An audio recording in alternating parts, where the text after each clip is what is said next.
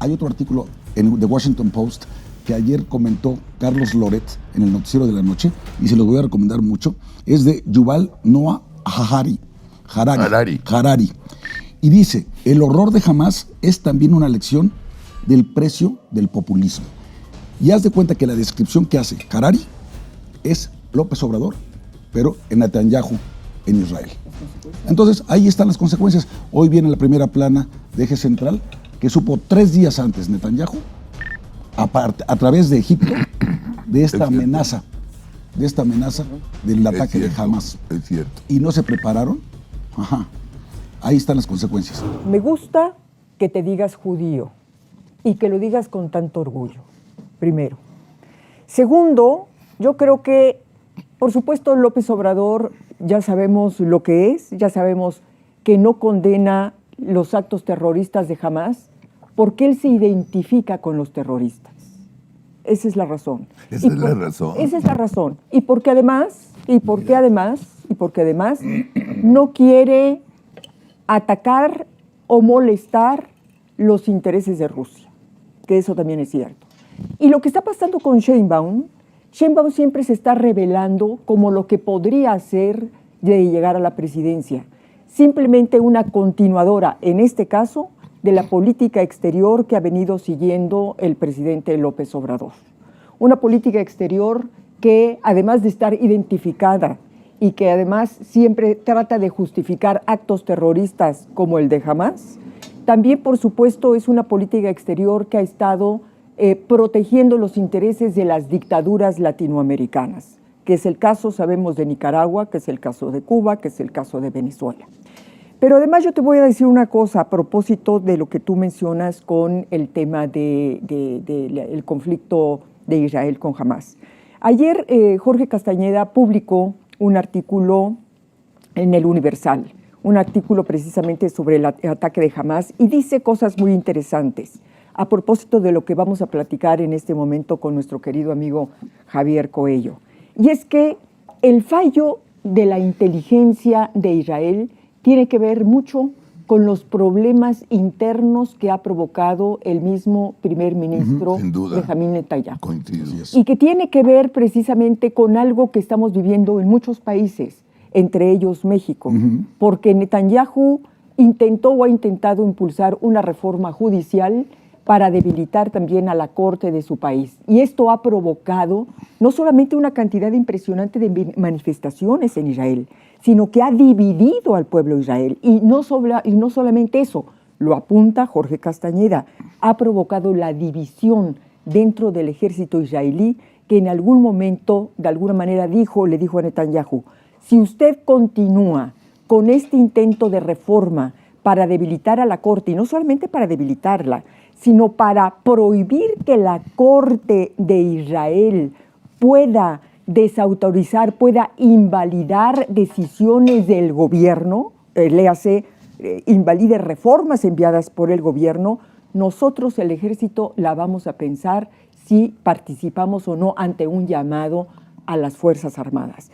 Entonces, lo que vemos, Carlos, es que en el mundo se están dando gobiernos de este tipo, donde tienen, por un lado, México, una política exterior absolutamente incongruente con los principios originales, porque el presidente enarbola a cada rato, y es que México es pacifista y respeta la soberanía y no sé qué, sí, pero la maneja de acuerdo a sus intereses, porque cuando se trata de poner en su sitio a una Nicaragua o a una Cuba por la violación de derechos humanos que están haciendo en sus propios países, ahí no le entra, ¿eh?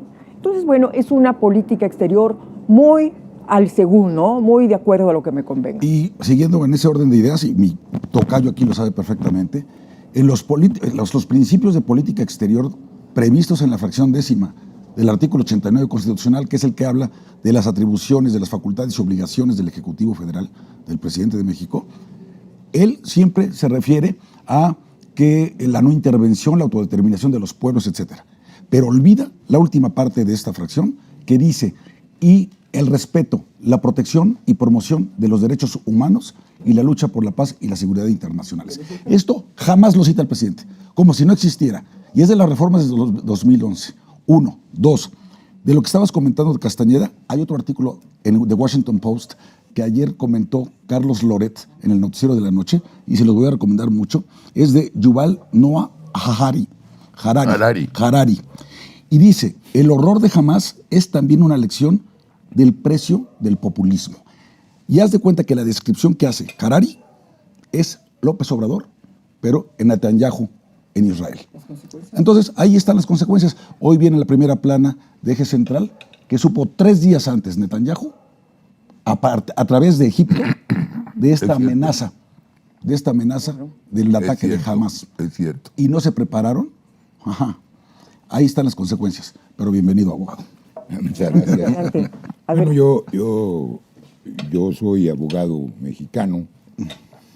muy mexicano, por cierto. Estoy muy preocupado. Pues sí. Y quiero ponerlo aquí.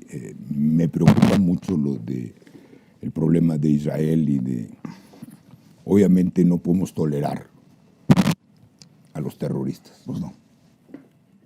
Ya México sufrió, y con todo respeto, después del movimiento 68, la creación de una gran cantidad de grupos guerrilleros. A lo mejor me critican, pero la mano dura del gobierno puso orden.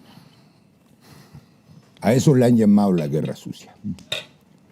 Por eso yo siempre he dicho que la guerra sucia la hizo los guerrilleros, no el gobierno.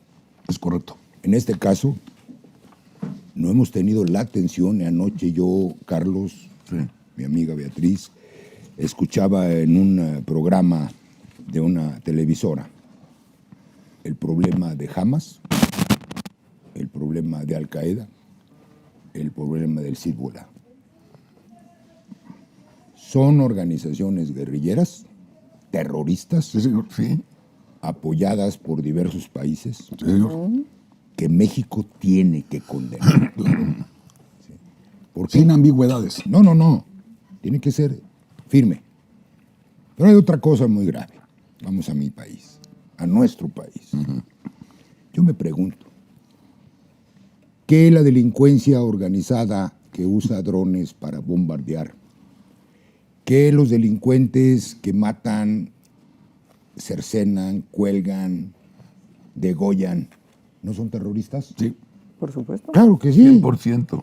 Entonces, 100%. ¿por qué aquí en México, en lugar de poner la fuerza del Estado y la ley, ¿sí?, no lo hacen? Pero sí nos dedicamos, o se dedican, a perseguir a gente inocente.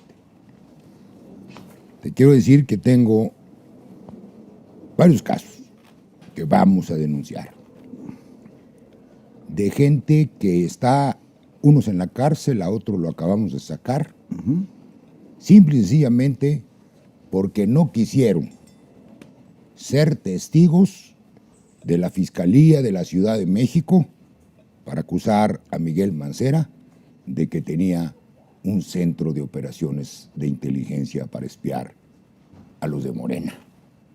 Caso Sterling. Y uno, desgraciadamente, uno de esos involucrados sin ninguna prueba, murió en la cárcel.